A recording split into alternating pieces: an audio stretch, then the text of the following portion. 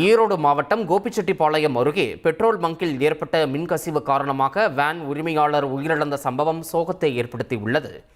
காசிப்பாளையத்தைச் சேர்ந்த ராம்கே என்பவர் தனது வேனில் வாழைத்தாரை ஏற்றிக்கொண்டு அங்குள்ள பெட்ரோல் பங்கில் டீசல் நிரப்பியுள்ளார்.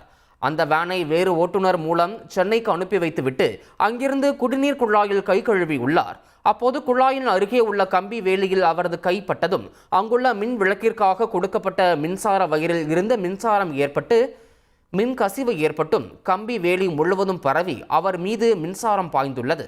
இதில் தூக்கி வீசப்பட்ட ராம்கி சம்பவ இடத்திலேயே உயிரிழந்தார். செங்கல்பட்டு மாவட்டம் மதுராந்தகம் அருகே நோயாளியுடன் வந்த தனியார் ஆம்புலன்ஸ் சாலையில் கவிழ்ந்து விபத்துக்குள்ளானது. திருப்பூரில் இருந்து நோயாளியை ஏற்றிக்கொண்டு வந்த தனியார் ஆம்புலன்ஸ் சென்னை நோக்கி சென்றது. ஆம்புலன்ஸ் ஆனது மதுராந்தகம் அருகே ஐயனார் கோவில் பகுதிக்கு வரும்போது சாலையில் கவிழ்ந்தது.